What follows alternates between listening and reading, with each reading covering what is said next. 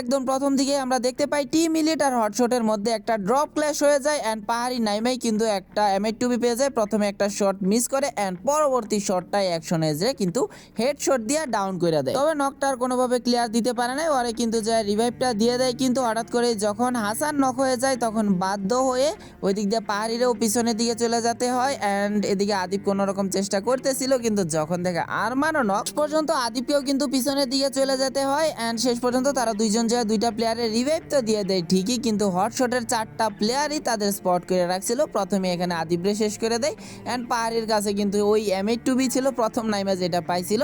শেষ পর্যন্ত সেও আর বেশিক্ষণ টিকতে পারে না, জাস্ট একটু এক দুইটা শট লাগাইতে পারছে। শেষ পর্যন্ত পাহাড়ির কিলটাও কিন্তু তুলে নেয় হটশটের প্লেয়াররা। এর কিছুক্ষণ পর আমরা দেখতে পাই ওয়ান প্লাসের কিন্তু একদমই খারাপ অবস্থা, শুধুমাত্র প্রেডিটর বেঁচে ছিল। সে কোনো রকম কৌশিকরে রিভাইভ দিয়ে দেয় এন্ড কিছুক্ষণ পর তারা কিন্তু আনাস নক করে দেয়, আনাস নিজেও নক হয়ে যায়। কিন্তু অন্য দিক দিয়ে SITUL এর সাথে ফাইট হচ্ছিল টিম RH কে, সেখান থেকে মার্বেল, লিখি আর এই তিনটা কিল কিন্তু পেয়ে যায় SITUL এর কাছ থেকে এন্ড আরও একটা কিল কিন্তু তুলে নেয় এখানে ফ্লিকার আর NTX এর কাছ থেকে। এরই মাধ্যমে RH এর কিল সংখ্যা হয়ে যায় সর্বমোট 8টা এন্ড RNTX এর অলরেডি একটা কিল তুলছে। কিন্তু হঠাৎ করে তোমরা ম্যাপের দিকে তাকাইলে দেখবা RNTX এর একটা প্লেয়ার কিন্তু হুকগান ইউজ করে RH এর মাঝখান দিয়ে চলে যাইতেছিল। শেষ পর্যন্ত ওই বেচারাও RH এর মাঝখানে পইরা শেষ হয়ে যায় এন্ড কেডি গডের কিলটা তুলে নিয়ে RH এর কিল সংখ্যা হয়ে যায় 9টা এন্ড সুন্দর একটা ম্যাচ যাচ্ছিল সব মিলিয়ে টিম RH কে। এর পরপরই ফুল স্কোয়াড নিয়ে তাদের পজিশন চেঞ্জ করে টিম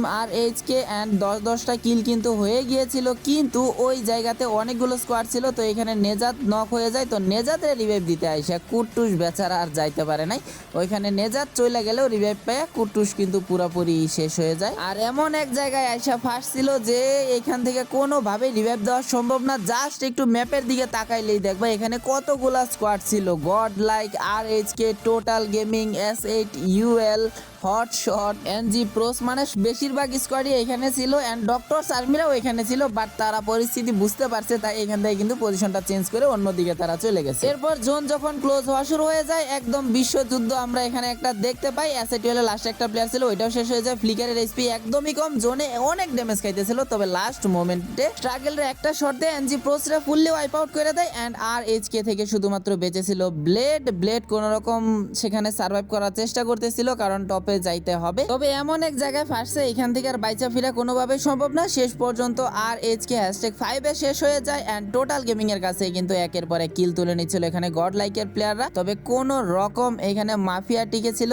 মাফিয়া শেষ পর্যন্ত গড লাইকের ইকোই করে কিন্তু নক করে দেন, সাথে সাথে প্লেয়ারটারে ক্লিয়ার দিয়ে দেয় এন্ড জোনে সে হুকগান দিয়ে ইউজ করে কিন্তু জোনের ভিতর মোটামুটি চলে যায়। তো অবশেষে আমরা তৃতীয় বিশ্বযুদ্ধ শেষে দেখতে পাই যে গড লাইকের 3টা প্লেয়ার বেঁচে ছিল আর এদিকে মাফিয়া বেঁচে ছিল একা শুধুমাত্র। আর এই তৃতীয় বিশ্বযুদ্ধের বাইরে থাকা টিম তেজের একটা প্লেয়ার ছিল আর ডক্টর সার্মিরা তো আগে ভাগেই চলে গেছে যুদ্ধের আভাস পায়া। তো ন্যান্সি এদিক দিয়ে মাফিয়ারে ফায়ার দিতেছিল, কিন্তু তেজের একটা প্লেয়ার অপোজিট সাইড থেকে সুন্দর করে থার্ড পার্টি করে এখানে ইতাচি কিলটা কিন্তু তুলে নেয় মাফিয়ার। তো লাস্ট আর তিনটা স্কোয়াড বেঁচে ছিল, ডক্টর সার্মির 3টা প্লেয়ার, গড লাইকের 3টা প্লেয়ার এন্ড তেজের শুধুমাত্র ইতাচি এন্ড ইতাচিরও কিন্তু অবস্থা খুবই খারাপ। এইখান থেকে বেঁচে ফেরা কোনোভাবে সম্ভব ছিল না, একদমই কভার ছিল না, একা বেঁচে ছিল, তারাও শেষ করে দেয় এখানে গড লাইকের প্লেয়াররা। তো লাস্টের দিকে আমরা একটা 3v3 ব্যাটেল দেখতে পাই, তবে ফাইটটা শুরু হওয়ার আগেই কিন্তু এখানে ইয়োগি নক হয়ে যায় এন্ড ইয়োগির রিভাইভটা দেওয়ার আগেই এখানে সাথে সাথে কিন্তু রাশটা দিয়ে দেয় ডক্টরস আর্মির প্লেয়াররা এন্ড নবিতাও কোনো রকম শট কানেক্ট করতে পারছিল না, নবিতাও